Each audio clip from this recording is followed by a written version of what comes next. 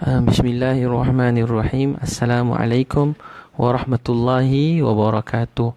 Nahmaduhu wa nasta'inuhu wa nastaghfiruh. Wa na'udzu billahi min syururi anfusina wa min sayyiati a'malina. Man yahdihillahu fala mudilla lahu wa man yudlil fala hadiya lahu. Wa nashhadu an la ilaha illallah ونشهد أن محمدا عبده ورسوله أما بعد. Alhamdulillah, syukur kepada Allah Subhanahu Wa Taala. Syukur kepada Allah kerana Allah sayangkan kita semua, Allah cinta kita semua. Kalau Allah tak sayang, tak cinta, tak kasih kita, Allah tak beri kita nikmat untuk mengenal dia. Tapi dia Allah sayang kita. Jadi walaupun keadaan hidup kita sekarang, walau apa pun yang sedang datang dalam hidup kita, walau berat mana pun ujian yang menimpa, walau betapa hati kita sangat sedih, sangat sedih, yakinlah satu perkara. Dan keyakinan pada perkara ni akan membuat hati kita rasa sangat bahagia, sangat tenang. Satu orang anak, contoh, dia kena marah dengan satu orang cikgu kesayangan dia. Satu orang pelajar kena marah dengan cikgu kesayangan dia. Bila kena marah dengan cikgu tadi, bila kena tegur, kena nasihat, kadang-kadang nasihat tu mungkin pedih, mungkin sakit, tapi dia tahu yang cikgu ni selalunya sayang dia. Dia tahu dia murid kesayangan. Semua orang tahu dia murid pelajar yang sangat disayangi oleh cikgu tadi. Jadi sekali-sekala cikgu ni tegur dia, nasihat dia walaupun kadang-kadang agak keras, sangat tegas, tapi dia rasa seronok, bahagia. Begitu juga satu orang anak yang sangat disayangi oleh mak dia. Kalau mak-mak orang lain marah dia, cakap yang bukan-bukan pada dia, kalau orang lain cakap, dia rasa sedih. Tapi kalau mak dia yang buat, marah dia, walaupun berat, walaupun tegas, walaupun mungkin sakit, tapi dia rasa seronok. Dia bahagia. Malah dia boleh dekat dengan mak dia tadi, semakin rapat, semakin cinta. Sebab dia tahu yang tegur dia ni, yang nasihat dia, yang tegur dia, nasihat dia sangat sayangkan dia. Mengetahui kita disayangi oleh orang yang kita sayangi, orang kita dicintai, ditegur oleh orang yang kita cintai, sayangi, kita tahu ditegur kita pun kerana cinta dan sayang, maka kita akan rasa seronok sebab kita sedar diri kita disayangi.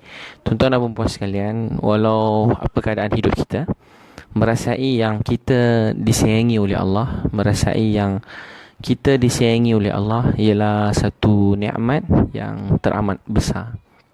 Untuk tu, rasa sedar disayangi oleh Allah ni satu nikmat. Walau jahat mana kita, siapa pun kita, siapa pun kita kena rasa kita disayangi oleh Allah. Seseorang manusia, dia akan rasa semua menjadi perit, menjadi sakit, menjadi berat bila dia tak rasa lagi, dia rasa Allah marah dia. Dia rasa Tuhan tak sayang dia. Dia rasa Tuhan benci dia. Bila dia rasa macam ni, hidup dia akan jadi sempit. Dia tak nampak yang semua yang datang ni kerana Allah sayang. Ini bukan teka-teka, bukan sangka-sangka, sebenar-benarnya. Bukan teka, bukan sangka, sebenar-benarnya Allah memang sayang kita. Sebenarnya Allah sayang kita. Untuk tuan-puan sambil baring ingat Allah sayang saya. Sambil berjalan ingat Allah sayang saya. Sambil bekerja ingat Allah sayang saya. Sambil bersama dengan keluarga ingat Allah sayang saya. Sambil menguruskan sesuatu, ingat Allah sayang kita. Walaupun dekat hospital terbaring sakit, ingat Allah sayang kita. Walau kita tengah diuji dengan ujian yang sangat berat, kata jangan sedih, Allah sayang kita. Jadi orang tak rasa, pertama, manusia jadi gelisah, hidup dia sempit, rezeki dia semakin sempit, sebab dia tak rasa Allah sayang dia. Sempit atau lapang dunia ni bukan kerana dunia ni, bukan kerana rumah dia, bukan kerana kereta dia, bukan kerana pasangan dia cantik ke tidak, sempurna atau tak. Tapi luas atau kecilnya dunia ni terletak pada hati kita yang kecil ni. Kalau hati kita lapang, rasa tenang, seluruh dunia ni akan jadi rasa lapang. Kita akan rasa tenang. Dan Allah yang lapangkan hidup kita, dan Allah yang sempitkan hidup kita. Jadi selain daripada Allah, Dia tak boleh sempitkan hidup kita, tak boleh sempitkan hidup kita. Selain daripada Allah, dia tak boleh buat kita duit kita kurang. Selain daripada Allah, dia tak boleh ambil rezeki kita. Selain daripada Allah, tak boleh hina kita. Selain daripada Allah, tak boleh buat apa-apa. Jadi jumpa siapa-siapa, jumpa anak-anak, beritahu kat anak-anak malam-malam ni, walau apa pun datanglah hidup dia, cakap Allah sayang dia. Sebelum tegur dia, sebelum nasihat dia, sebelum apa-apa pun tuan-puan rasa nak marah, kita manusia kan. Tapi beritahu dulu yang Allah sayang dia. Dan sudahi teguran kita dengan beritahu Allah sayang. Jadi tuan-puan semua yang dengar ni, dengan 1,000,000% saya yakin, bukan 1,000,000, kalau boleh 3,000,000%, saya nak beritahu yang Allah sayang tuan-puan semua. Allah sayang tuan-puan semua. Allah sangat sayang kita. Kalau dia tak sayang kita, dia tak pilih kita untuk dengar nama Allah malam-malam ni. Kalau Allah tak sayang kita, kita pun tak diberi peluang lagi untuk hidup dan buat kebajikan, untuk buat kebaikan. Jadi saya ingat yang Allah sayang kita. Saya ingat Allah sayang kita. Saya ingat Allah sayang kita. Ni ubat yang sangat besar. Ubat bagi segala kesedihan, segala kesusahan. Ingat Allah sayang. Sangka Allah sayang. Allah sayang saya ni, Allah sayang saya. Saya seronok bila saya pernah tulis cerita pasal kereta. Kadang-kadang kena langgar, kadang begitu begini. Walaupun cerita-cerita, saya suka tengok orang lain pun berkongsi. Dia kata, Ustaz, berkongsi. Seorang kakak dia tulis baru dekat komen ni. Dia kata, Ustaz, tengah kereta saya dengan suami rosak. Suami saya kata kat saya, suami dia kata kat dia, Allah sayang kita. Allah sayang kita. Allah sayang kita. Lagi besar musibah Allah bagi, lagi besar rahmat Allah nak bagi. Lagi besar musibah, lagi besar kesusahan yang datang, lagi besar ujian yang datang, tu tanda Allah nak beri rahmat yang lagi besar. Lagi besar ujian, musibah, lagi besar rahmat Allah nak datang. Dia tu rupanya Ustaz, suami saya baca buku Ustaz saya beli letak bagi kat dia. Saya ingat dia tak baca. Dalam buku Isteriku Bidadari tu, saya ada tulis kisah tu. Dan saya ingat dia tak peduli saya tag dia, rupanya dia baca juga. Saya nak kongsi tuan-puan, rasa Allah sayang, rasa Allah cinta kita. Tu yang pertama. Manusia jadi sempit, susah, sakit hidup dia pertamanya sebab dia ingat Allah benci dia. Dia ingat Allah benci dia, Allah murka dengan dia. Dia sia-sia ingat Allah marah dia. Dia rasa Allah sia-siakan dia. Lagi teruk, dia kata Allah buat begitu begini pada hidup saya. Sebenarnya dia yang buat salah, tapi senang-senang disalahkan semuanya pada Allah SWT. Dia terlupa yang dah terjadi tu dah terjadi. Hidup kita ni dah terjadi. Walau berat mana pun cerita tuan-puan, cerita saya, cerita kita semua masalah. Kita semua ada cerita-cerita sebelum kita dengar ceramah ni. Sekarang pun banyak cerita yang sedang berlaku dalam hidup kita. Tapi besar mana pun cerita-cerita dalam hidup kita, semua yang berlaku telah berlaku. Semua yang berlaku telah berlaku. Semua yang dah berlaku ni dia dah berlaku. Untuk tu belajar ingat yang Allah sayang. Pergi mana-mana beritahu Allah sayang. Allah sayang kita. Ulang-ulang dalam Sahih Bukhari, kalau Allah bertindak kepada seorang hamba mengikut sangkaan mereka, aku, kata Allah, bertindak mengikut sangkaan hamba aku. Dan sangkaan ni lah iman, keyakinan kita kepada Allah. Apa tu iman?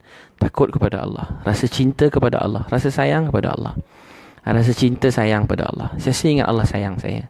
Dalam Quran, innamal mu'minuna alladhina idza dzukirallahu wajilat qulubuhum wa idza tuliyat alaihim ayatuhu zadatuhum imana. Innamal mu'minuna alladhina idza dzukirallahu wajilat qulubuhum. Orang mukmin yang sebenarnya bila dengar nama Allah, wajilat qulubuhum, hati mereka gemetar. Kata ulama, gemetar bagaimana? Takut bagaimana pada Allah? Takut pada Allah macam sahabat dengar azan, lagi satu bata nak bertak buat bangunan, terus tangguhkan, tinggal bata pergi masjid. Orang kata, kenapa tak siapkan dulu? Boleh je siap, Allah sekejap je boleh pergi masjid. Lepas tu dia kata, saya malu dengan Allah, nanti Allah tengok saya lebih utamakan bangunan bata ni lebih daripada Allah. Jadi orang dulu dia ada kebesaran Allah dalam hati dia, ada kebesaran Allah. Lagi satu bata nak letak, tinggal bangunan. Jadi takut pada Allah bukan macam takut dengan hantu. Takut dengan hantu orang lari. Takut dengan harimau orang lari. Takut dengan harimau, hantu orang lari.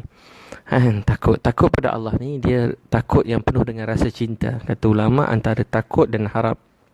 Antara takut dan harap. Kita takut Allah marah kita, tapi kita harap Allah sayang, cinta kita. Jadi saya ingat Allah sayang, Allah kasih kita. Dengan Al-Quran dibacakan, bertambah iman dalam diri dia, bertambah iman. Dengan Quran seronok, makin dengar Quran makin cinta, dengan Quran makin menitik air mata, makin dengar Quran makin tenggelam dengan cinta kepada Allah, cinta pada Allah, rasa rindu pada Allah Subhanahu Wa Taala. Jadi tuan-tuan dan puan sekalian, saya ingat Allah sayang. Saya ingat Allah sayang kita. Saya ingat Allah sayang. Itu pertama sekali.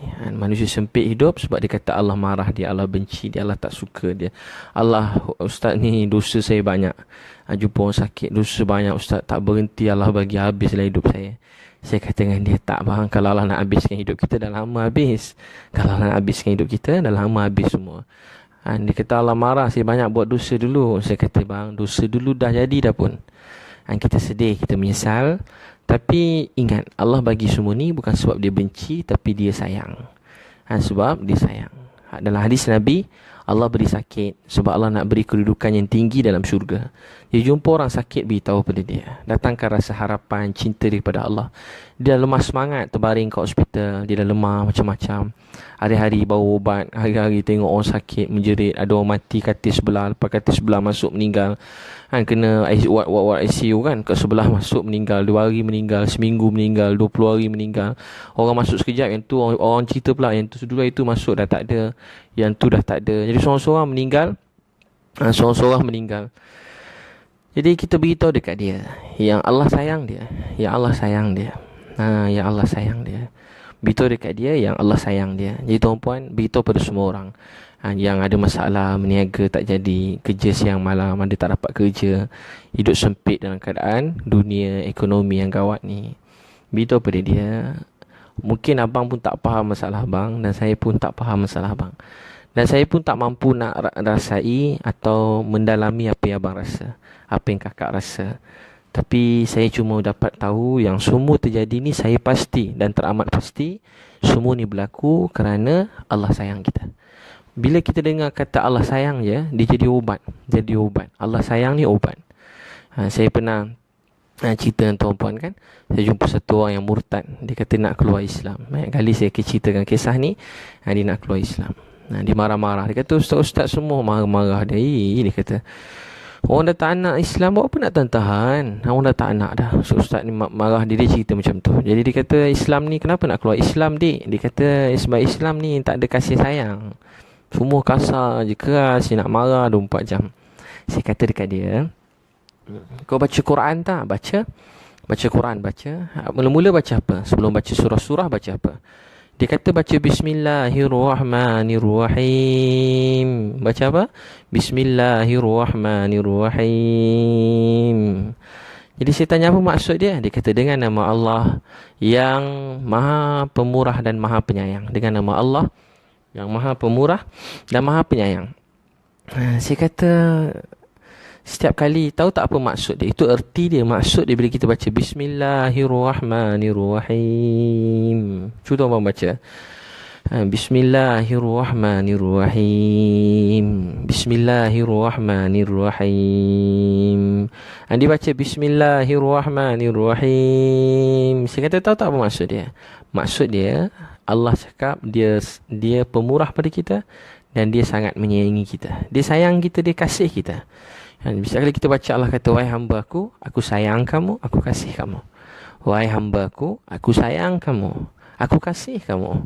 Setiap kita baca Quran, Allah kata, wahai hamba aku sayang kamu, aku kasih kamu. Setiap kali kita baca Bismillahirrahmanirrahim, Bismillahirrahmanirrahim, Allah cakap sayang pada kita.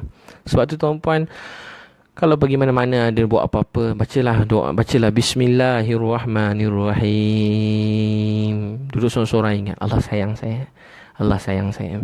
Sebab memang Allah sayang. Allah bila kita baca Quran, Allah sedang bercakap dengan kita. Maha suci Allah daripada gambaran kita, tapi Allah sedang beri nasihat pada kita. Dan Allah mulakan semua nasihat dalam Quran. Kita digalakkan, ulama kita baca Bismillahirrahmanirrahim, semua surah, kecuali surah At-Taubah.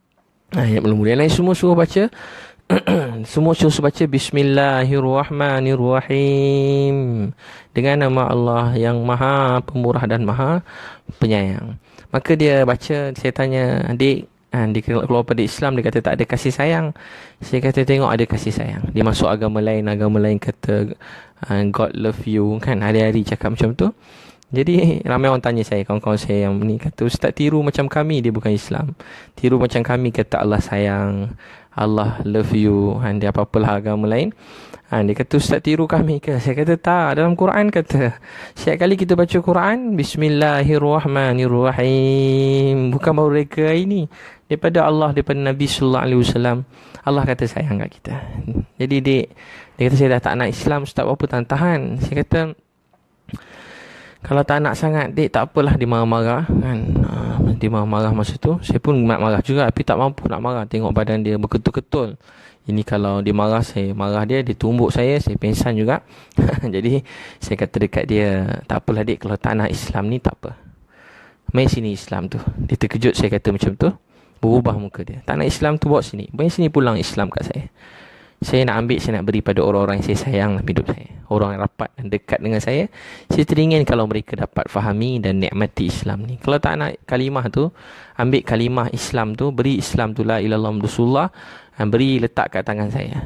Beri letak kat tangan saya. Saya nak beri pada ahli keluarga saya. Saya nak beri pada ahli keluarga saya. Jadi dia pun tiba-tiba nangis. Dia nangis. Saya kata dekat dia, Allah sayang kat engkau. Umur kau sekarang 28 tahun, Allah beri Islam. Kau kata Tuhan Islam tak pernah sayang kau. Kau kata Allah tak sayang kau. Allah sayang kau. Kau kata Allah tak sayang kau. 28 tahun dan kau tak dapat nak faham. Saya kata kat dia.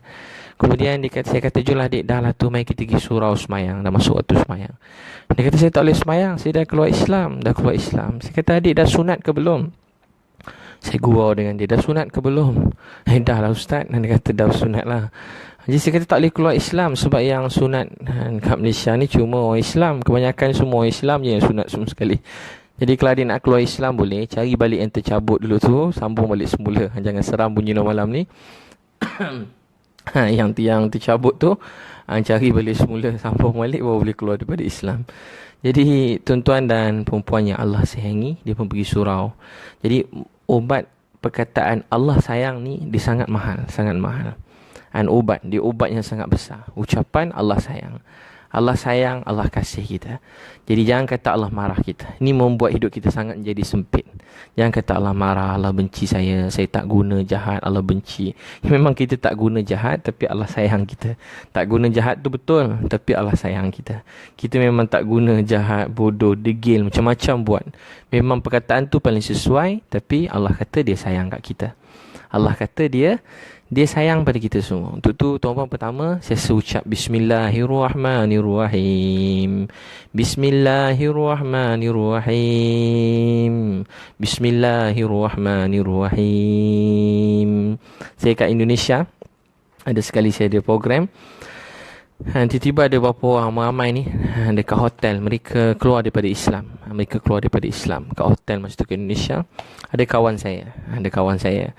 Dan saya tengoklah orang-orang Islam yang ada yang keluar daripada Islam, masuk agama lain. Dia orang tengah buat majlis dekat situ, rendam dalam air lah, apalah macam-macam agama lain. Dia orang mensucikan diri. Ya, saya tak kisah tu, saya tak nak sebut bab tu. Cuma saya nak sebut saya jumpa beberapa orang. Bila saya jumpa beberapa orang, saya minta ketua agama tu bawa beberapa orang yang keluar pada Islam tu. Saya nak jumpa kawan saya nak jumpa. Yang pendakwah tu, pendakwah agama lain tu kawan saya. Jadi saya pun jumpa. Saya tanya dia 3 orang saya jumpa, kenapa nak keluar pada Islam? Dia kata begitu, begini pasal Islam. Jadi saya kata dengan dia, pada dia, tak apalah dik. Saya tahu cakap dia, tak apalah dik. Ada seorang umur 30 lebih, 32. Saya kata tak apalah dik, berapa umur? 32, tak apa. Teruskan dengan agama kamu sekarang. Cuma saya nak pesan, rajin-rajin pergi tempat agama kamu, belajar. Dengar, jangan tinggal, rajin membaca. Dan banyak doa kepada Tuhan yang satu. Minta kepada dia supaya dia tunjukkan jalan yang sebenar-benarnya. Minta dengan hati yang ikhlas. Kalau adik panjang umur, saya beritahu satu masa nanti, InsyaAllah adik akan kembali pada Islam. Sebab sesungguhnya raditu billahi rabba. Saya bergembira redha Allah Tuhan saya. Tiada Tuhan melainkan Allah. Islam agama saya. Nabi sallallahu alaihi wasallam Nabi Allah, pesuruh Allah. Untuk tu sentiasa Siasa baca. Saya beritahu dekat dia, suatu orang tu saya kata Allah sayang awak semua. Allah sayang 28 tahun, 32 tahun, 33 tahun. Allah sayang beri kamu suruh belajar Islam, tapi kamu tak dapat nak belajar Islam. Kamu tak dapat nak faham Islam. Jadi tuan-tuan dan perempuan yang Allah sayangi, kasih sekalian, belajar dalam hidup ni sentiasa ingat Allah sayang kita. InsyaAllah semua yang jadi ni semua cuma Allah sayang. Allah sayang. Jadi dia orang tadi masuk Islam, ada satu orang tu ikut. Jadi tuan-tuan saya pergi mana pun beritahu Allah sayang. Allah sayang.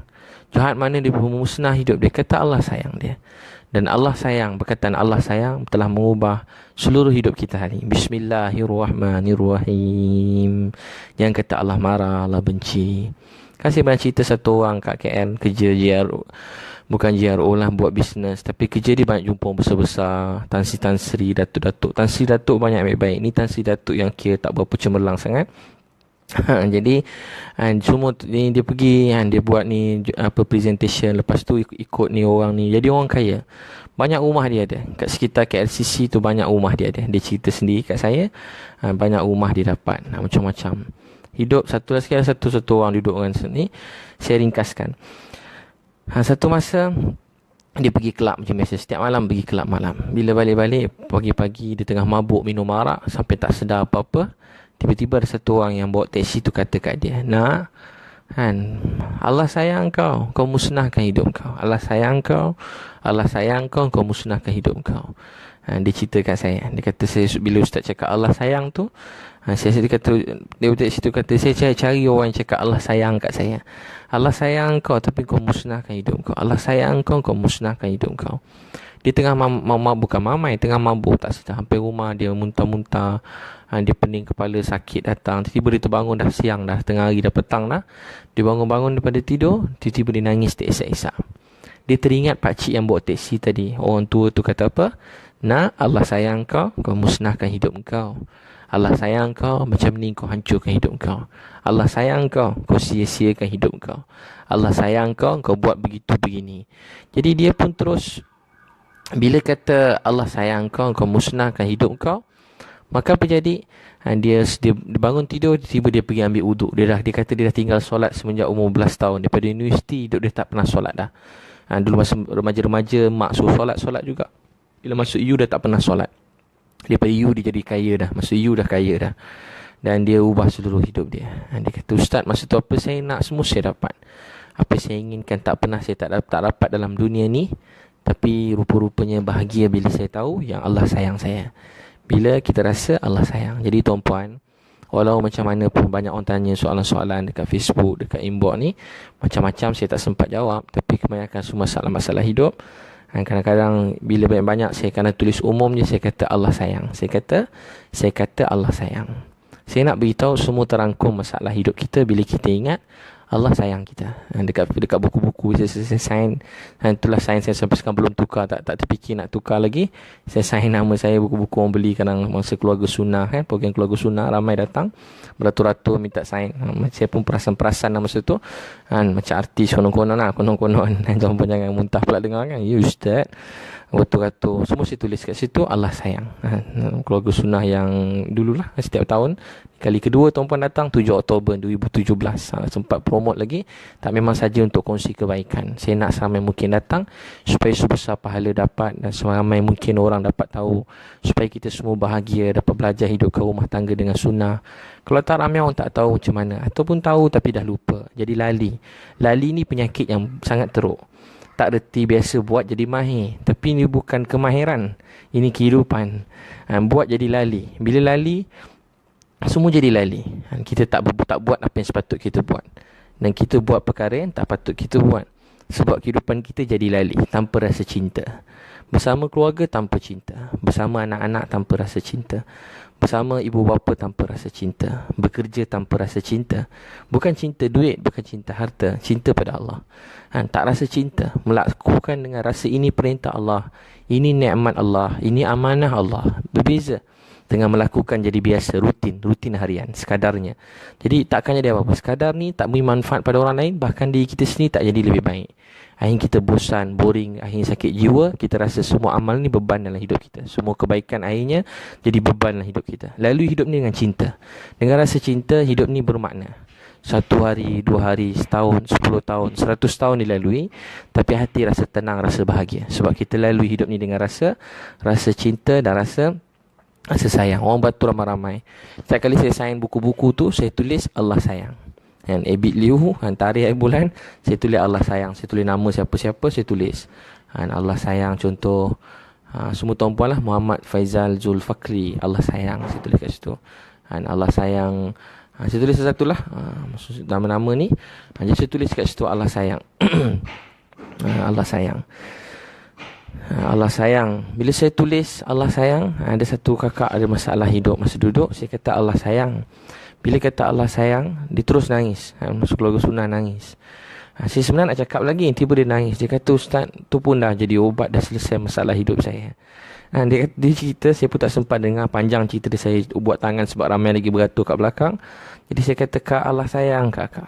Cukuplah tu jadi ubat buat kak. Pegang tu Allah sayang. Satu, memang saya tak ada masa nak bagi nasihat masa tengah ramai orang kan. Jadi saya bagi pendek je Allah sayang. Tiba dia nangis. Dan dia kata cukup Ustaz, tu pun dah jadi ubat. Selama ni saya terlupa. Saya ingat Allah benci saya. Saya ingat Allah hukum saya. Saya ingat Allah marah saya. Tapi kalau Ustaz kata Allah sayang saya percaya Allah sayang saya. Jadi tuan-puan pun sama. Allah sayang tuan-puan sekalian. Allah sayang tuan-puan sekalian. Ingat macam tu. Walaupun pun datang berat mana pun ujian, duduk seorang-seorang, pegang hati ni. Contohnya lah duduk kata Allah sayang saya. Allah sayang saya. Ingat Allah sayang saya. Allah jadikan semua ni baik sebab dia sayang saya. Allah bukan nak hukum saya sebab dia sayang. Allah nak saya jadi lebih baik. Allah nak saya lebih kuat. Allah nak majukan saya. Allah nak saya menjadi, Allah nak beri saya syurga yang tinggi. Allah nak ampunkan dosa saya. Allah nak naikkan darjat saya.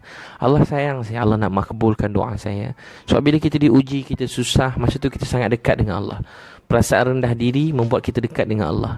Perasaan tinggi diri, sombong, semua ni menjauhkan diri kita daripada Allah SWT. Jadi tuan-puan sekalian, rezeki hidup ni jadi sempit 24 jam. Pertama sebab kita rasa Allah marah kita. Sangka buruk pada Allah ialah musibah yang sangat besar.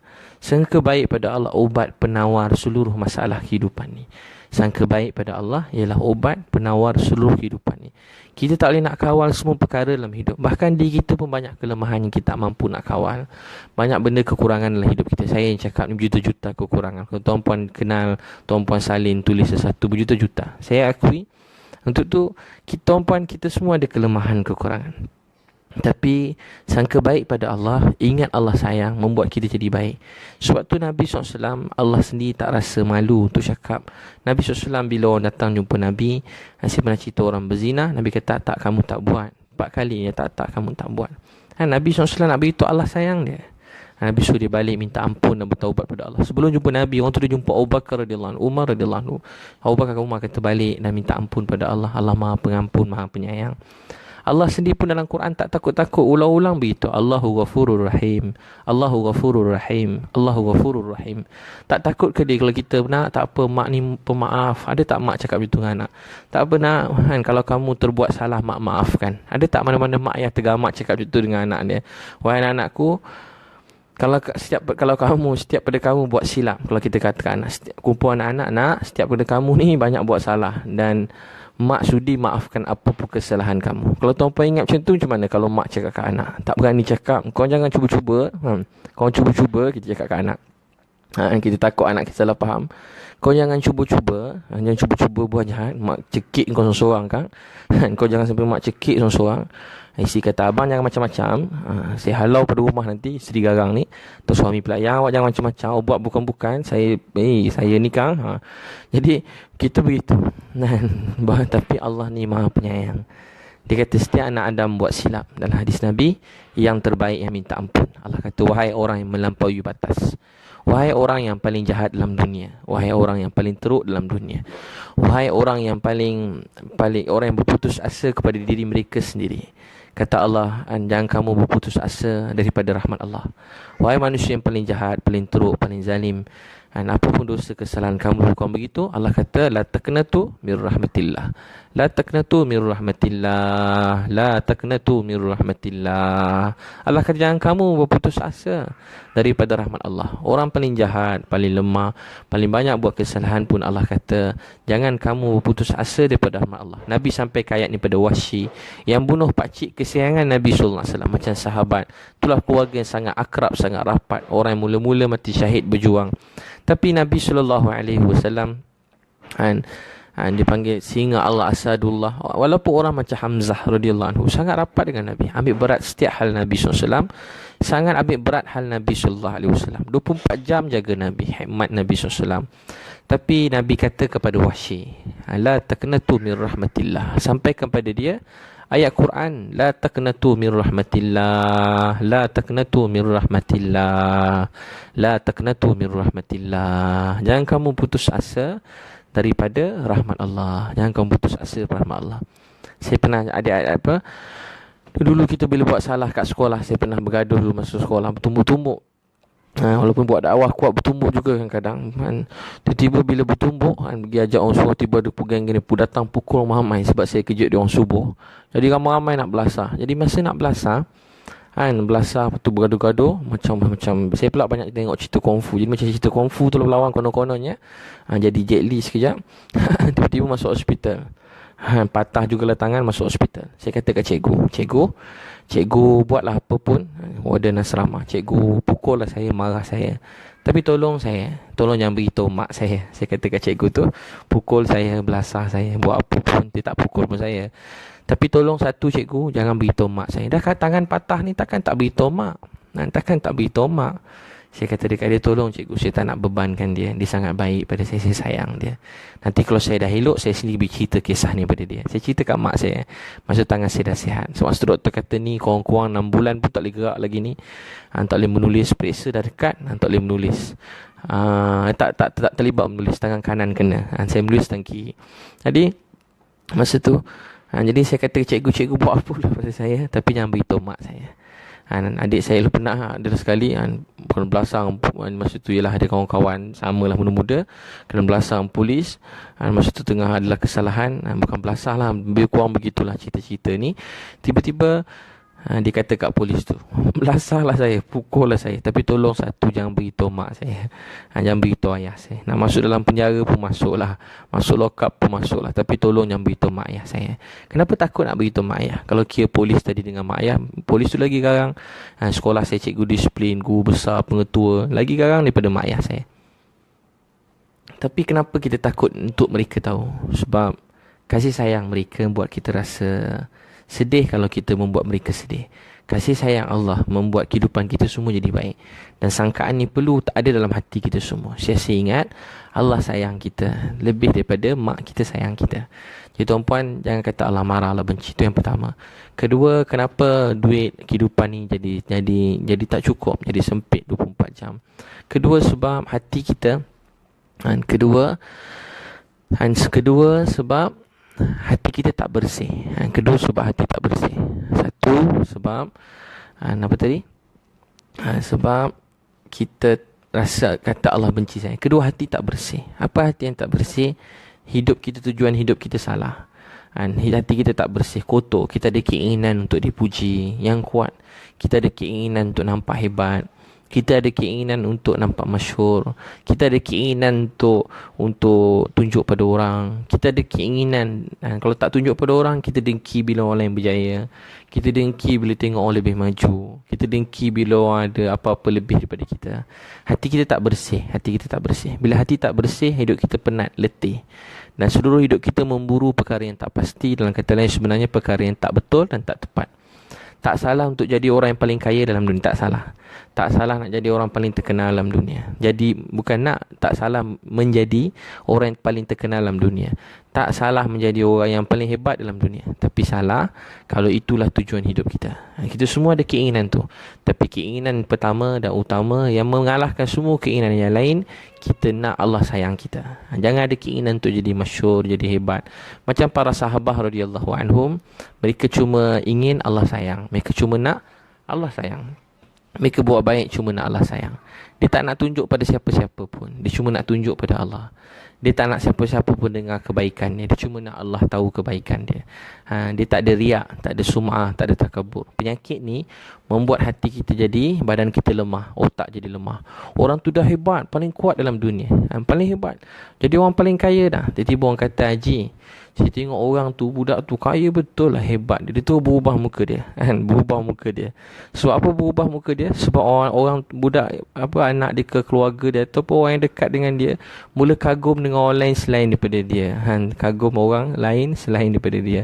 Dia tu jadi berubah muka, masam, bergaduh. Lemah tak diri dia? Lemah.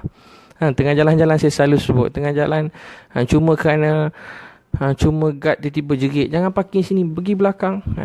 Tinggi suara, muka dia terus berubah.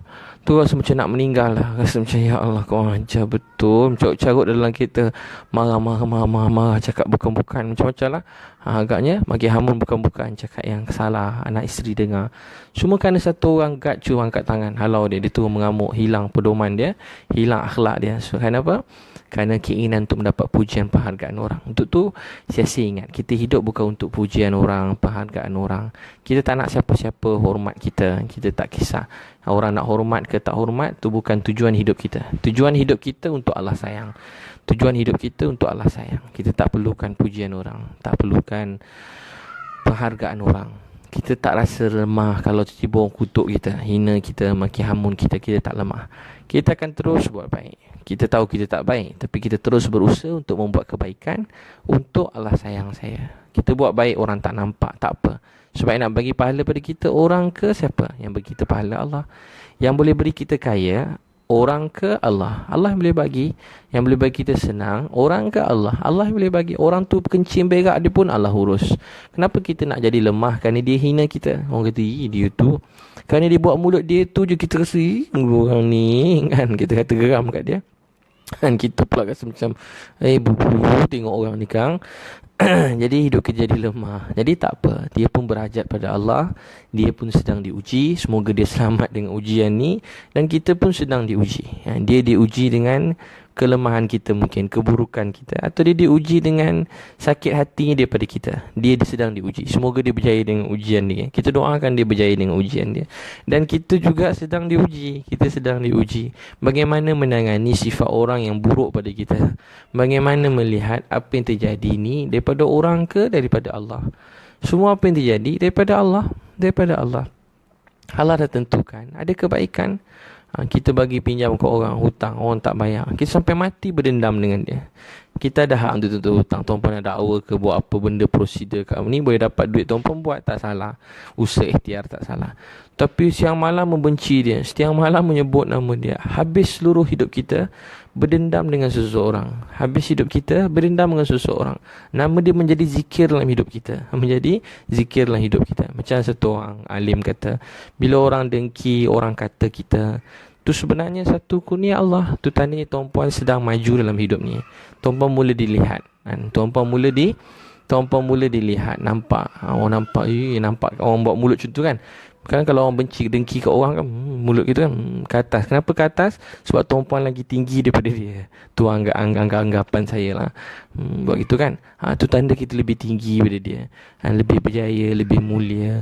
Jadi kenapa kita nak rasa marah pada orang? Ini kehidupan orang keji kata kita tak rasa hina.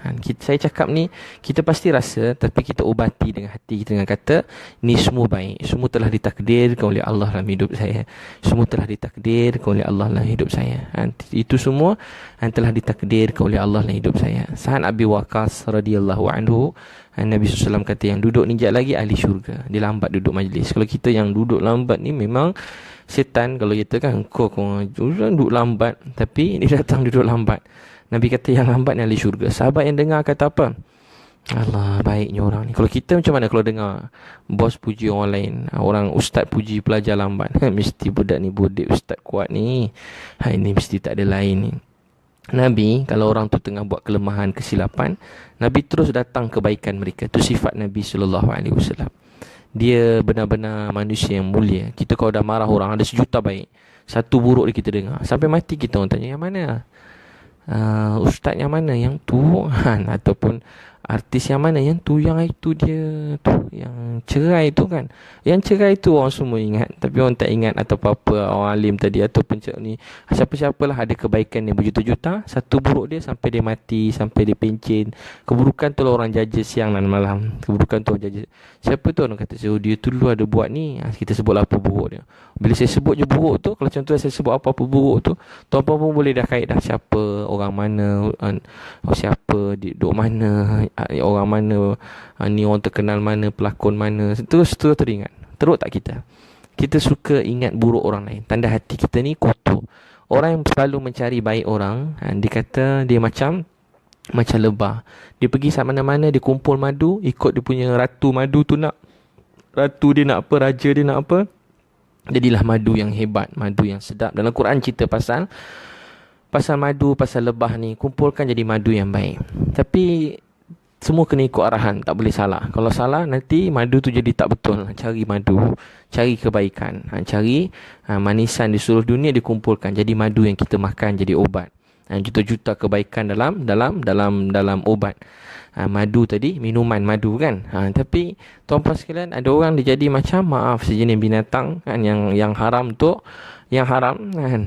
Macam mana binatang tu? Dia kalau pergi kebun pun, saya sebut babi ni, kalau dia pergi kebun pun, babi ni dia tak cari bunga. Dia gali pokok tu, dia cari, agaknya begitu saya dengar ustaz cerita, dia gali, dia cari najis. Tu perangai orang-orang yang hati dia busuk, kotor. Tentu kita istighfar pada Allah kalau kita ada hati macam tu. Dalam masjid, masuk je masjid, nampak berjuta keburukan dalam masjid. Bukan masjid tu yang buruk, hati kita yang tak cukup baik, tak nampak baiknya dalam masjid.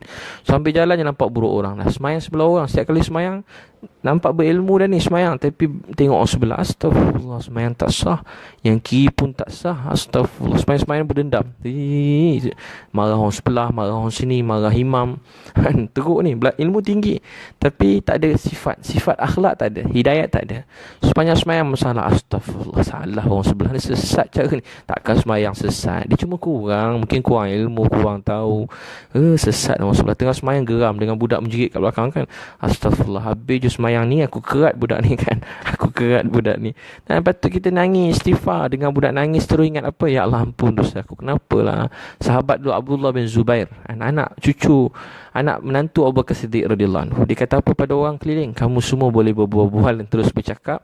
Saya memang betul-betul ni tak kisah, sebab saya tak akan dengar apa kamu semua cakap. Sayyidina Ali bila solat, panah dekat kaki, orang tarik panah tu, dia tanya, kamu datang nak cabut panah yang masa perang tadi?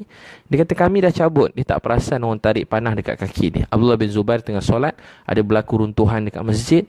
Bila berlaku runtuhan, ada sikit runtuhan, ada serpihan macam pecah, kena termasuk dekat leher dia. Dia tak berhenti solat, dia tak perasan pun serpihan tu kat leher dia. Kita bukan serpihan, langau satu je, kita macam, ya Allah, langau ni time ni lah kau main kat hidung aku kan, time ni lah kau Jadi manusia jadi macam lebah, cari baik orang.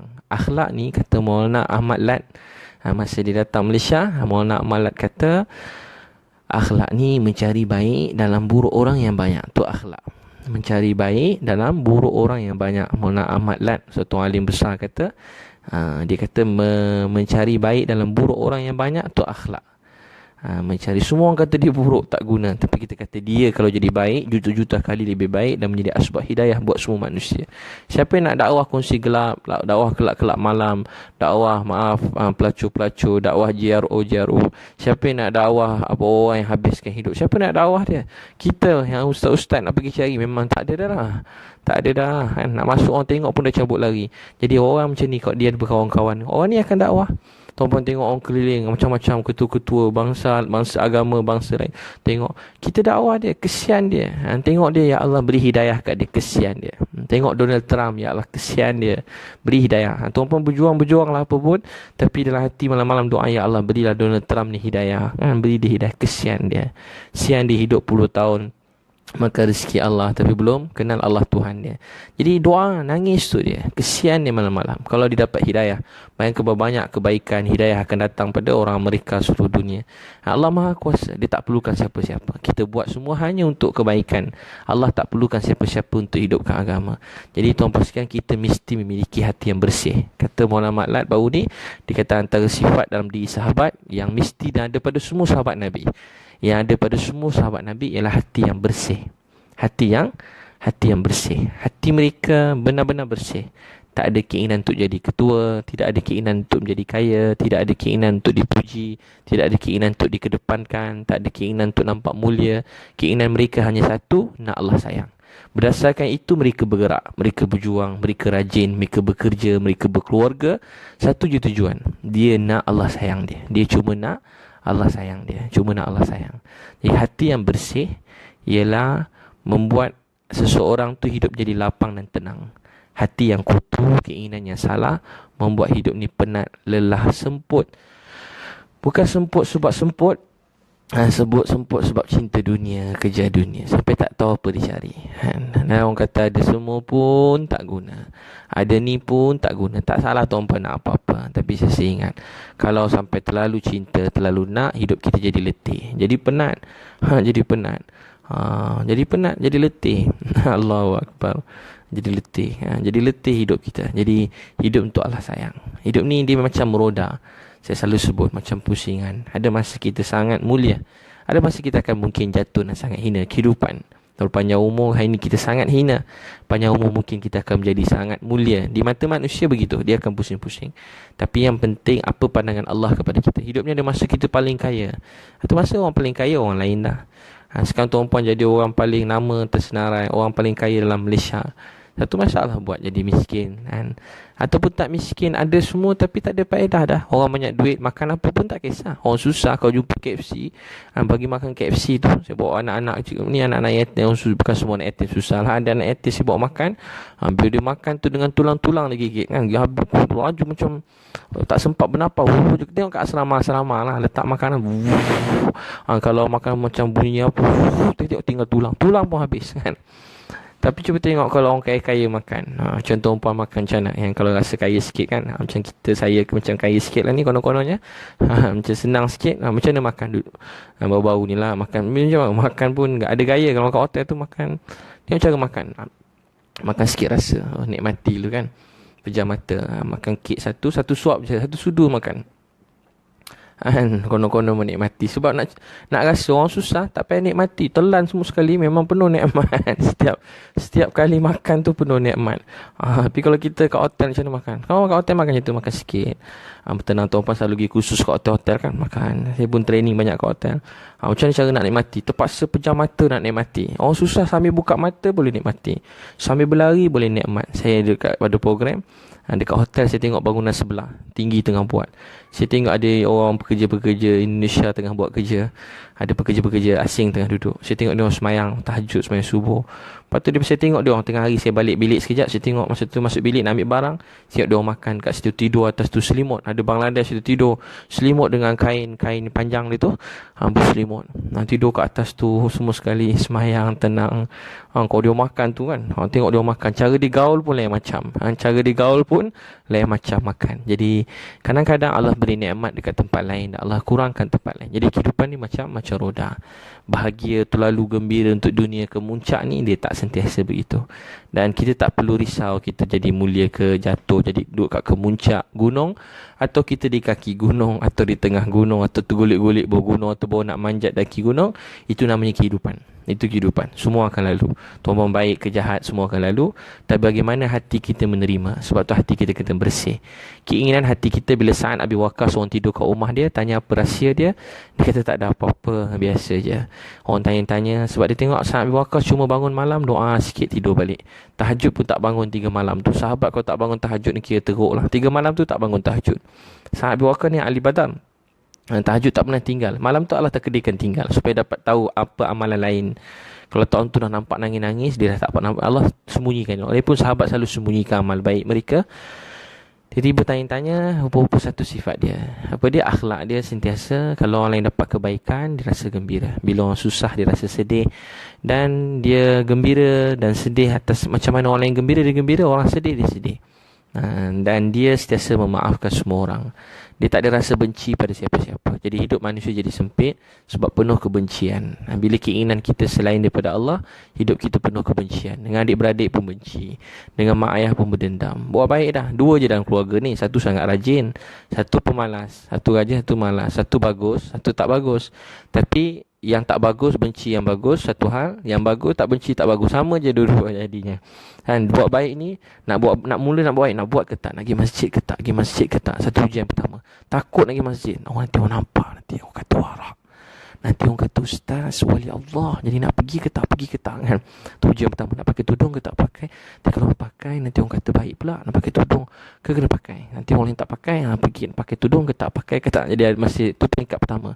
Lepas tu bila dah buat, Allah rasa macam nak nunjuk pula, orang tengok pula. Lepas tu bila mula buat ujian ke seterusnya pula, tengok orang sebelah, ish orang ni tak pakai, astagfirullah, neraka lah kau.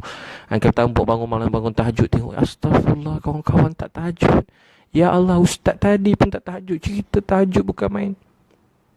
Tahajud pun tak. Dia tak tahu ustaz tu dah 20 tahun 4 rakaat tahajud tak pernah tinggal.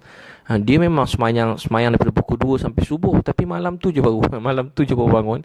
Tapi ujian dia baru bangun malam tu, tengok kiri kanan, ya Allah, tak tahajud semua sekali, tidur semua sekali, astagfirullah, baru pegang tasbih, astagfirullah. Tengok orang sebelah, janggut panjang, tak zikir kan, janggut panjang zikir, astagfirullah, dakwah kuat, zikir tak. Dia mula datang. Tu semua ujian, tu semua penyakit hati. Untuk tu nak kemuncak agama ini ialah bila hati kita ni jadi bersih. La ilaha illallah, la ilaha illallah. Sampai kita tak nak apa-apa dah, kita cuma nak Allah sayang. Jadi tuan-puan, semua hidup kita, duit, rezeki akan jadi cukup kalau hati kita bersih. Ya, tuan-puan belajar bersihkan hati. Jangan kotorkan hati dengan kebencian, marah orang tak tentu pasal, letih hidup macam tu. Marah-marah orang 24 jam. Sangka baik ke orang, terima betul langsung. Memaafkan. Orang yang mudah maafkan orang yang mudahkan bayaran, mudahkan hutang orang yang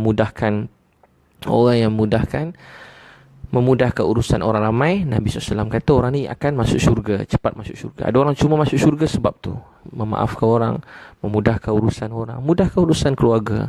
Jangan sampai dalam keluarga jadi macam kita tegas terhadap diri kita, tapi dengan orang lain kita mudahkan perjalanan orang lain. Dengan diri kita, kita tegas. Kita tegas pada diri kita. Jangan kita mudah-mudahkan hak orang semua kita tunaikan, tapi hak kita kalau orang lain tak tunai, tak apa. Kita buat untuk Allah sayang, jangan risau. Saya ingat masa mula saya buat training motivasi, saya ingat ada slide tu, Datuk Fadilah share, ada Prof Hanim punya slide dulu. Dia kata apa? Do to others what you want others do to you. Sampai saya yang lama tak sebut tu, dulu mula buat training motivasi, program korporat. Do to others what you want. Apa macam mana itu? Hilang dah. Dia ada 4 kotak tu. Dah lama tak, nanti saya check balik semula. Do to others what you want others do to you. Dia kata don't do to others what you don't want them do to you. Macam itulah, banyak lah dia kata. Jadi ada 4 tu dia punya slide tu. Jadi maksudnya buat pada orang apa yang kita nak orang buat pada kita. Jangan buat pada orang apa yang kita tak nak orang lain buat pada kita.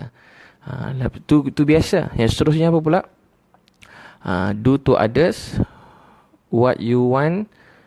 Macam mana bunyi dia dah hilang putih malam ni kan. Tak apalah, bahasa Arab je lah. Jadi tuan-puan sekalian, belajar buat baik pada orang. Buat baik pada orang walaupun orang tak buat macam tu pada awak. Buat pada orang apa yang orang lain, apa yang kita nak orang buat pada kita, walaupun mereka tak buat pada kita. Faham ke? Saya pun dah tak faham dah. Jadi tuan-tuan dan puan sekalian, apa yang kita beri kita dapat. Bila kita memberi, kita pasti menerima. Bila kita memberi, kita pasti menerima. Bila kita memberi, kita pasti menerima. Apa yang kita tak dapat daripada orang lain mencerminkan apa yang kita tidak beri pada orang lain. Jadi hidup jadi mudah. Jadi sebab tu dunia ni cermin diri kita. Jadi tuan-puan sekalian, bersihkan hati, insya-Allah hidup kita tenang, bahagia. Jangan bersangka-sangka. Bersangka-sangka ni bisikan syaitan. Bersangka-sangka, sangka. Betulkan hati kita. Kalau dalam hadis kata, kalau pekerja kita buat salah, kita sediakan 70 sebab untuk memberi maaf pada dia. Dalam hadis, kalau orang buat salah, sediakan 70 sebab untuk dia. Maksudnya ialah kita ringankan untuk dia. Jangan cari 70 sebab untuk kita tumbuk muka dia kan. Isteri buat salah. Kenapa isteri tak senyum kat saya? Kenapa tak senyum? Aku fikir mungkin tak senyum sebab dia duit kurang bagi katnya. Sebab agaknya dia seorang buat kerja rumah. Dia tak tahu kita macam nak meninggal kerja. Nampak 2 sebab nak tumbuk isteri dia. Buat dia nak marah isteri. Mungkin sebab Sebab ada benda janji tak tunai kot. Tu kenapa benda pula nak marah, ingat dia seorang, mungkin dia fikir, mungkin kawan-kawan dia semua hasut dia. Jadi semua tu merosakkan. Lepas tu kita fikir, oh mungkin dia penat je, dia letih, seorang-seorang kat rumah, tak ada kawan, dia masam muka tu supaya pergi picit kaki dia. Berbual, yang mai sini abang picit kaki awak ni, sian awak penat. Tak apalah bang, tak nak lah. Nak picit pun tak jadi marah. Tak, memang picit. Isteri pun sama macam Khadijah kan, tengok Nabi balik penat berdakwah, terus pergi selimutkan dia. Tak tanya, abang, kalau kita tak balik-balik pergi dakwah lama-lama, balik-balik masam-masam nangis-nangis. Khadijah pergi ambil selimutkan Nabi sallallahu alaihi wasallam. Jadi tuan-puan sekalian, yang pertama tadi kita, apa saya pula dah lupa. Yang pertama apa tuan-puan? Cuba tuan-puan tulis. Apa yang pertama? Malam-malam ni. Yang kedua tadi. Yang kedua, apa hilang dah. Nampak sangat dah penat dah tu. Yang pertama, cuba tuan-puan tulis. Apa yang pertama? Kongsikan pada yang baru dengar, baru datang ni. Yang kedua, supaya hati kita kena bersih. Hidup jadi sempit sebab hati kita salah. Ingin pujian orang, penghargaan orang, ingin dihargai, ingin dapat balasan. Itu yang kedua. Hati bersih. Kita nak hati bersih. Pertama, sebab kita kata Allah benci saya, Allah marah saya. Jadi tukar dua tu. Cukuplah dua dulu sebab dah malam. Yang ketiga saya nak sebut, sebenarnya hidup kita jadi sempit, semuanya tak cukup sebab kita tak solat. Kalau tak solat memang semuanya sempit. Sebab dia macam kain buruk, Allah campak pada kita. Macam kain buruk, Allah campak pada kita. Macam kain buruk, Allah campak. Ambil, Allah campak kat muka kita. Jadi tuan-tuan dan puan-puan, kita berusaha baiki diri untuk Allah sayang. Jadi mudah-mudahan Allah SWT terima kita, kasih kita semua. Jadi insyaAllah tuan-puan jemput datang keluarga sunnah. Dan program ProKid, saya buat program jelajah sekolah. Boleh jemput pergi sekolah-sekolah, untuk guru-guru, mak ayah, pelajar. Ada buku saya tulis RM25 separuh hari, RM35 kalau sehari. Satu buku tentang motivasi pelajar. Boleh buat untuk peringkat sekolah. Nak tu boleh jemput 017-3666-848. Untuk buku-buku, boleh mesej 013-2984-984. Tuan-puan semua memang lahir kat Amerika semua ni kan. Canggih-canggih ni. Bulat api, what you give you get back. Tu lagi canggih. Itu yang paling terkenal lah. Paling terkenal sekali tu. Masya Allah. Mudah-mudahan Allah SWT terima. Jadi kita buat pada orang, buat baik, tapi kita tak harapkan daripada dia. Kita cuma nak balasan daripada Allah. Tu ikhlas. Kalau buat baik pada orang, tuan-puan, contohlah berniaga, bagi orang barang-barang makan percuma. Hari ni bagi makan percuma. Ataupun kalau restoran lah, ataupun bagi barang percuma kat orang. Tiba-tiba esok orang tak beli, orang tak peduli. Lepas tu penat je kita belanja. Tak, kita belanja orang, niat Allah sayang, dapat pahala. Duit tak dapat, Allah sayang, nanti Allah beri rezeki jalan lain. Bukan daripada mereka, tapi jalan lain. Walaupun tuan-puan buat marketing begitu begini, tapi jangan niat untuk marketing tu, niat untuk Allah sayang. Jadi orang Islam buat apa pun tak rugi, tak dapat dunia akhirat. Macam tu. Jangan kata letih, saya penat dah siang malam. Ya Allah, letih, apa pun tak dapat. Contoh tuan-puan dengar ceramah ni, ustaz tadi cerita bab ni, letih je dengar, tak dapat. Tuan-puan dengar dapat dengan nama Allah ni pun dah untung, bahagia dah, rasa seronok. Jangan rasa sedih, jangan rasa kecil hati. Jangan rasa sedih, jangan rasa kecil hati. Jadi mudah-mudahan Allah SWT sayang kita semua. Tuan-puan tanya soalan, boleh tanya 1-2, saya boleh jawab lagi. Ada masa lagi ni, belum pukul 12 pun, tapi tak sampai pukul 12 kot. Tuan boleh tanya soalan 1-2. Mudah-mudahan Allah SWT terima. Inna nazrina, buat baik berpada-pada, buat jahat jangan sekali. Buat baik berpada-pada, buat jahat jangan sekali. Berpada-pada tu maksudnya buatlah sebanyak mungkin. Boleh macam tu, pandai tafsir sendiri ni. Apa lagi, Masya Allah. Mia Abdul Hamid, what goes around comes around. Macam tu bunyi dia. Saya kalau orang putih ni, dia biasalah, yang pada kecil cakap orang putih kat rumah. Cina kan cakap orang putih, tapi lah Cina ni tak apa pandai sangat ni. Masya Allah, moga Allah sayang semua. Saya cuma tahu karte marna hai, marte karna hai. Saya ingat saya ceramah kat Pakistan, orang bangun je tu ceramah. Allah Rabbul Izzat ni, bahasa tu boleh lah. Karam kia, fazal kia, sari kisari umat ko, Allah ki khalifah banaya, और उजुपा सल्लल्लाहु अलैहि वसल्लम की नाइब है और Quran की वारिस है. ये वजह से, bukan salah siaran ni, betul ni. ये वजह से Allah ki khalifah. Semua orang kat dalam dunia ni Khalifah Allah. Uzupak salam ki naib hai, Quran ki waris hai. Ye wajah se puri umat ko zumindari hai. Tak betul ke tidak tak tahulah. Asmanu ko Allah ni banaya, Allah kesiwa ko banan ni walanahi. Mula ceramah kat Pakistan setengah tempat. Ustaz saya ajar cakap macam tu lah. Allah Rahim Karim dia jadikan setiap daripada kita khalifah Allah. Naib pada Nabi sallallahu alaihi wasallam, waris pada Quran. Kerana hubungan ini kita semua dimuliakan oleh Allah. Lebih kurang begitulah. Asmanuko Allah ni banaya, Allah kesiwaku banane walanahi. Zaminuko Allah ni banaya, jistara chizoni hali Allah hai, istara halat hi khali bi Allah hai. Kushi Allah dete hai, Allah kesiwaku dene walanahi.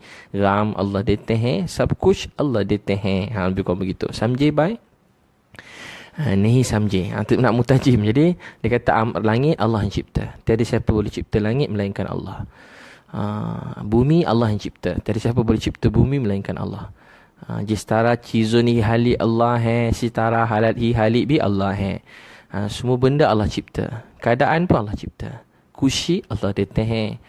Gembira Allah yang cipta. Gam Allah dete hai. Kabi kushi kabi gam. Kadang-kadang gembira, kabi kushi, kadang gembira, kabi gam, kadang sedih. Kushi Allah dete hai. Gembira Allah cipta. Tak ada siapa boleh cipta gembira melainkan Allah. Yang jadikan rasa gembira tu Allah. Sedih pun Allah yang jadikan. Tiada siapa boleh jadikan sedih tu melainkan Allah. Bila dia beri seorang gembira, tak ada siapa boleh sedihkan hati dia. Suatu dunia nak satu orang gembira, Allah nak sedihkan, dia pasti sedih. Suatu dunia nak sedihkan satu orang, nak bagi dia betul-betul sedih, Allah nak bahagiakan dia, dia tetap bahagia. Yang boleh beri bahagia hanyalah Allah. Yang boleh bagi rasa sedih hanyalah Allah. Untuk Allah beri bahagia pada satu orang, Allah boleh gunakan sebab. Tanpa sebab, berlawanan dengan sebab. Allah boleh beri dia pasangan hidup untuk diberi bahagia. Allah juga boleh beri bahagia pada satu orang dengan dikehilangan pasangan hidup dia. Allah boleh beri bahagia satu orang pada tanpa pasangan. Allah boleh buat apa saja. Yang Allah kehendaki, itu saja yang terjadi. Apa yang Allah janji, itu saja terjadi. Masya Allah. Masya Allah. Mudah Allah SWT terima. Apa soalan tuan-puan tadi? Tak ada soalan kan? Mudah-mudahan Allah SWT terima. Allah SWT kasih sayang tuan-puan sekalian. Allah sayang semua sekali. Tuan-puan boleh tanya? Masya Allah. Ada soalan? Saya ingat lagi sampai-sampai kat Pakistan tu kan, budak-budak kecil-kecil cuma-cuma tanya, Ustaz, dia kata, bye, apkah hasil? Saya ingat, tu mula-mula sekali. Saya ingat budak-budak tanya. Satu lagi masa saya mula-mula remaja-remaja, pergi belah utara kan. Dia tanya macam mana Abang, macam mana tak ingat lah.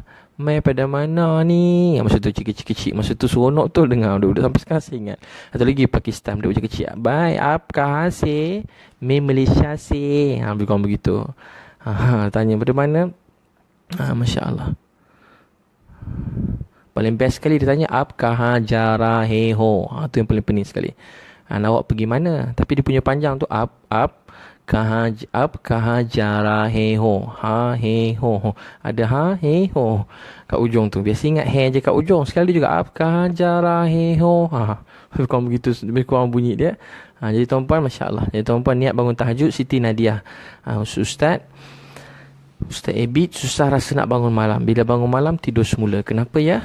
Sebab memang nak tidur balik. Jadi kalau memang nak bangun, memang tak tidur dah. Macam kita nak pergi periksa, terbangun nak periksa. Allah, pukul berapa ni? Kelang kabut pergi periksa. Allah, flight pukul 4 pagi. Pukul 6 pagi, pukul 4 kena pergi KLIA. Mesti tu kemar barang terus pergi. Jadi kita kena rasa tahajud ni macam flight. Kalau tak bangun, tertinggal flight. Kalau tak bangun tahajud, tertinggal exam. Kalau tak bangun nikah, macam nak nikah, tuan-tuan, Allah, pukul berapa nak bernikah? Sekejap lagi ada orang cancel kan? Tak ada punya.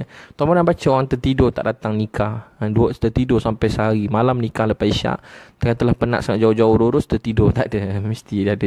Tak ada lagi, tak keluar lagi, tak viral lagi orang tertidur terlepas nikah. Jadi tuan-tuan kalau tak bangun tahajud, kena rasa macam terlepas nikah. Terlepas hari pernikahan. Terlepas exam. Terlepas flight kapal terbang ke luar negara. Lama beli tiket, terlepas tak?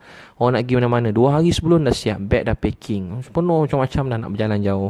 Jadi sama juga tahajud ni lebih berharga, lebih mahal daripada flight kapal terbang, lebih mahal daripada emas yang kita pakai, lebih mahal daripada kereta, rumah, tempat tinggal kita, lebih mahal daripada semua sekali. Sebab tahajud, kita dapat bercakap-cakap dengan Allah, berbisik-bisik dengan Allah.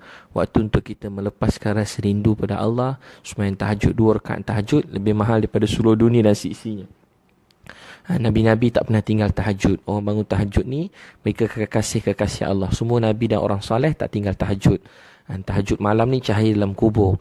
Tahajud ni doa kita tak ditolak. Orang tahajud, Allah beri perkataan dia. Kalau orang kita kata masin, dalam Quran kata Allah beratkan perkataan dia. Setiap perkataan dia akan memberi bekas dalam hati. Allah yang jadikan bekas dalam hati. Orang bangun tahajud, Allah beri, dia kata orang bangun tahajud tinggalkan tempat tidur. Tatajafa junubuhum anil madaji'i yad'una rabbahum khawfa wa tama'u mimma razaqnahum yunfikun. Fala ta'lamu nafsum ma ukhfiya lahum min qurrati a'yun jazaa'an bima kanu ya'malun. Allah beritahu dalam Quran, Allah beri mereka apa? Lebih kurang, tatajafa junubuhum anil madaji yad'una rabbahum khawfan wa tama'u mimma razaqnahum yunfikun. Allah kata orang yang meninggalkan tempat tidur dia, fala ta'lamu nafsum ma ukhfiya lahum min qurrati a'yun jazaa'an bima kanu ya'malun. Allah bangun, orang bangun tahajud ni, Allah beri mereka hadiah yang tak disangka-sangka, penyejuk mata. Yang tak tahu apa dia, Allah nak bagi syurga istimewa untuk bangun tahajud. Jadi tuan-puan jangan tinggal tahajud. Siti Nadiah Nabilah, mudah-mudahan Allah pilih, tak niat bangun tahajud. Tapi kalau tak terbangun, Allah beri pahala. Tapi kalau dah bangun tidur balik, tak dapat pahala. Jadi paling kurang kalau nak tidur balik, duduk doa sekejap. Itu pun boleh buat juga. Ada sahabat-sahabat Nabi buat. Kalau dah penat sangat tak ada bangun tahajud, duduk doa dengan Allah. Baca ni Sahih Bukhari, siapa bangun tidur dia baca Alhamdulillah. Hadis tu kata dia bangun tidur dia baca Alhamdulillah, Subhanallah, La ilaha illallah, Allahu Akbar, La hawla wa la quwwata illa billah. Kemudian dia kata Astaghfirullahalazim. Atau dia kata Allahumma ghafirli. Allah kata tengok aku, hamba aku, dia bangun tidur terus dipuji aku, dia minta ampun, aku beritahu pada malaikat, wahai malaikatku, aku ampunkan dia, kata Allah. Dan Allah kata apa saja kamu nak aku kabulkan. Apa saja kamu nak aku kabulkan. Tu paling kurang kau tak larat nak bangun malam. Jadi mudah-mudahan Allah SWT terima tuan-puan sekalian. Allah sayang. Ya cukuplah tuan-tuan puan. Memang tak cukup cakap agama ni 24 jam. Sampai tertidur-tidur cakap agama. Haji Abdul Wahab cakap agama sampai tertidur-tidur. Puji Allah sampai tertidur. Manis puji Allah. Jumpa orang puji Allah. Agama ni macam tu. Balighu anni walau ayah. Sampaikan pada aku walaupun satu ayat. Saya last cerita tuan-puan. Saya ada sekali masa dekat dekat ziarah orang kat UPM dulu. Tengah-tengah malam. Cari budak-budak memang tak tidur tengah malam. Tiba tengah-tengah satu orang, dia dulu jahat teruk, setan jugalah kan. Setannya dia macam mana dapat hidayat. Dia dapat hidayat. Saya masa tu ada pernah ziarah dia, masa dia teruk-teruk tu, pergi bilik di tengah malam. Saya dengan kawan saya. Jadi kawan saya masa cakap dengan dia, tengah cakap kan. Allah bisa jumpa orang, kita dakwah lah, berbual 5-6 minit dan 10 minit. Dia cakap lah Allah jadikan kita, bagi rezeki, Allah pelihara kita, Allah sayang kita 24 jam jaga kita dulu. Budak tu cakap laju, cuy Allah bagi gini. Tiba kawan saya tengah cakap tu, dia tertidur. Tuan boleh bayang, tengah malam dakwah orang kat bilik budak-budak universiti kan tak tidur malam-malam. Kita cerita sembahyang Jumaat penting begitu begini, dia pun dengar tak dengar aja. Tapi dia tengah cakap tu dia tertidur. Dia tengah cakap dia tertidur. Sampai tertidur ceramah. Lain macam tu tak bagus tidur ceramah ni, iman lemah juga. Dia tertidur. Jadi budak tadi kata, lepas kami balik, dia terus fikir. Dia kata apa, ya Allah, orang ni buat dakwah sampai tertidur-tidur. Sampai tertidur dia datang, duit tak dapat. Bukan ada persatuan suruh daftar pun, suruh datang sembahyang Jumaat, suruh buat dakwah, suruh jadi baik. Apa pun tak dapat, college pun tak bagi duit, universiti pun tak bagi duit, tak ada allowance apa-apa. Nama pun tak ada, apa pun tak jadi glamour pun kalau buat macam tu. Sikit pun tak ada, bukan suruh masuk persatuan, suruh masuk apa-apalah parti ke, tak ada suruh apa-apa. So, ajak pada Allah je. Jadi budak tadi lepas kami balik tu dia tak boleh tidur. Malam tu dia rasa nak nangis. Dia kata apa dia buat dengan hidup dia. Malam-malam dia macam-macam budak universiti kan, macam-macam dulu. Dia nangis dan dia berubah hidup dia kerana dia tengok kawan saya tadi tu tertidur. Kawan saya tertidur tengah dakwah tertidur. Saya dengan kawan saya juga pernah sikit tengah malam kami pujuk-pujuk orang nak bentuk Jumaat, nak berdakwah kosong-kosong pedalaman. Tengah pergi-pergi pada pagi sampai petang. Seorang pun tak nak ikut. Kami ajak pergi bilik-bilik ajak. Nanti kita nak ajak tuan pergi sana berdakwah. Sambil kita dakwah tu kita nak baiki diri kita dan kita nak bawa budak kolej kita supaya iman dia meningkat. Supaya dia jadi orang baik. Tengah pergi bilik kan. Pada pagi kami pergi lepas subuh. Lepas subuh sampai zuhur pergi satu bilik 10 minit, 10 minit ada orang marah, ada orang macam-macam. Sampai pukul 10 malam kan berhenti semayang dan kan berhenti makan. Saya panggil masa tu Gash Marathon. Saya panggil Gash Marathon. Kawan saya ajar. So, saya full nama dia kata Gash Marathon. Jadi sekali sampai tengah malam, saya dah penat, saya kecewa, tak ada orang nak ikut. Saya berdua je masa tengah malam. Tak ada orang nak ikut program kami minggu tu. Bukan program berduit pun, program sendiri berdakwah. Tiba-tiba saya pun nangis. Saya dengan kawan saya tu macam sebab lah. Tak apalah, esok lah kita sambung. Dah lewat malam dah pukul 10. Lepas tu pusing-pusing lagi cari budak kat motor-motor. Tiba-tiba satu orang jumpa saya tengah jalan-jalan. Budak tu badan tegap, dia jumpa saya. Badan tegap, jumpa saya. Bertatu dah badan. Budak ada bertatu kecil lah. Dia kata apa kat kita? Dia kata, awak ni yang buat dakwah tu awak ada pergi mana-mana tak? Saya boring lah hidup macam ni. Saya nak ikut awak lah. Saya masa tu berubah muka. Tadi punya pujuk berjam-jam, pujuk orang berminit-minit, terang-terang menangis-nangis. Tak ada orang nak ikut. Tiba-tiba orang saya tak dakwah pun datang nak ikut. Saya terus nangis. Sampai sekarang budak ni jadi baik, dah kahwin, ada anak-anak, Masya Allah baik-baik. Jadi dia dah berubah, kehidupan dia berubah. Jadi macam orang alim ustaz tengah malam. Baru saya tahu, bila kita buat dakwah sampai letih, kita bangun buat dakwah sampai letih, kita nasihat orang sampai pengsan, sampai tertidur, kita buat macam tu saja je sebab nak tunjuk ke Allah, ya Allah, saya buat ni sampai letih, sampai penat, sampai pengsan. Saya cuma nak engkau sayang saya. Saya cuma nak engkau sayang saya. Walau apa pun jadi, saya cuma nak engkau sayang saya. Macam tu kita buat. Kita bukan nak tunjuk ke orang, kita buat saja. Macam kita tiba-tiba nak surprisekan isteri kita, nak surprisekan keluarga, pun untuk Allah sayang, bukan untuk nak apa-apa daripada dia. Dia dah isteri kita. Kalau kita tak buat baik pun, dia isteri kita. Tapi kita buat surprise tu pada dia, supaya Allah sayang, supaya dia bahagia, daripada dia anak kita dengan Islam. Contohnya, kita buat baik pada orang, ziarah orang. Orang tak tahu tak apa, tak ada orang tahu pun tak apa. Cukup kita dengan Allah tahu apa yang kita buat. Tak semua orang faham, tak semua orang tahu. Tu tuan-puan kan tengok orang tak boleh faham, jangan kata dia. Tuan-puan tengok siapa-siapa. Sebab tu saya kalau tengok orang buat dakwah, mana-mana alim ulama, apa pun dibuat kerana dia cakap tersalah ataupun sebagainya, ada orang fitnah begitu begini, saya tak campur urusan orang buat dakwah ni. Saya tak berani nak keji mana-mana orang buat dakwah, pergi pintu-pintu. Saya nak ajuk-ajuk mereka pun tak sampai hati. Kadang macam-macam budak-budak jahat buat dakwah muda-muda. Saya tahu di sebalik dia tersimpan banyak hidayah untuk orang lain. Esok orang-orang ni dakwah anak-anak saya, keluarga saya, keturunan saya. Jadi jangan pandang rendah pada orang. Jangan pandang rendah. Semalam saya jumpa satu orang dekat Ampang, orang Australia, di tentera. Dia masuk datang Malaysia umur 30, dia masuk Islam. Sebab ada jemaah tabligh daripada South Africa datang ke Malaysia dekat tahun 74. Jumpa dia, cakap-cakap dia terus nak masuk Islam dan bawa dia pergi India belajar agama. Sampai ke India nak belajar solat semua sekali. Sampai sekarang dia jumpa saya semalam, 8 orang anak. 8 orang anak semua baik-baik. Bayangkan satu orang Australia yang sangat kuat dengan agama dia, dan dia masuk Islam dekat Malaysia.